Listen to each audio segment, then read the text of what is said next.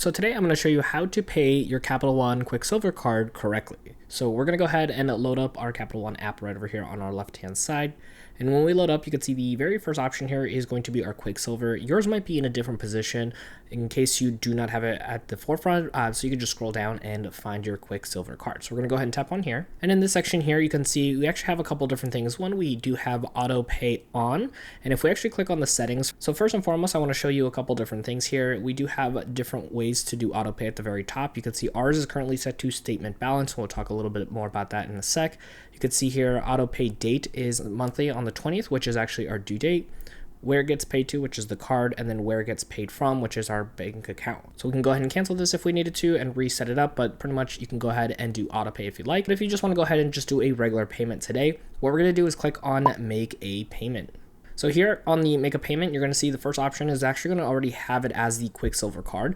So it's going to ask us which account we want to pay from. So if we tap here, it is going to show all the bank accounts we already have on file, whether they're Capital One bank accounts or they're connected accounts as well. So we're going to go ahead and click on the option we want to have that money pull from. And then next up, it's going to ask which date we want to choose. So here it's going to ask us to go ahead and choose a pay date. You can see here payments made before 8 p.m. ET will post the same day. So the first option is the day that you are loading up the app, which is September 12th for this example. And then the next option is September 20th, which is the due date. You can go ahead and hit different dates here at the bottom. And you can actually see the due date as well too. So you can make sure if you want to, pay it on the 18th or 19th beforehand, you can definitely do that as well. So for our example here, we're just going to go ahead and choose that day's option. And then we're going to go ahead here and click on the amount that we want to choose. So here is where it gives us a couple different numbers, and we're going to go over these different options. So the very top option here is the current balance. This actually pays off everything that has already completed through. So if there's anything pending, this will not pay for that. You can see the next option here is the last statement balance. So if you actually go ahead and choose this option, this is the one where if you pay this in full, you will not have any accrued interest for that total. So just keep that in mind. Current balance, that might be some things that are just charged over this last month and have not yet accumulated any interest. So that last statement balance will be the one where if paid in full, you will not have to worry about any interest accumulated.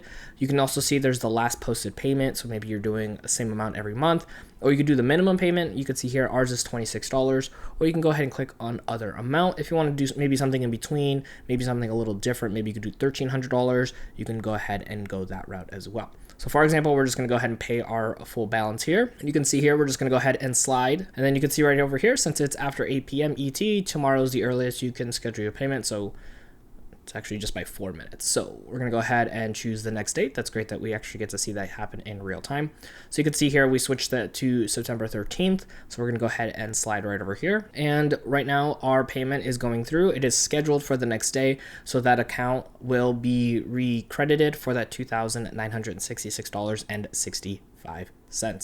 Now, because we are scheduling this out a day later, you can go ahead and cancel the payment if you absolutely need to. You can even cancel it in your activity feed for Quicksilver. But you did see the available credit now go all the way back up to the $16,500. Now, I want you to keep on learning when it comes to managing your finances. So check out my next video right over here.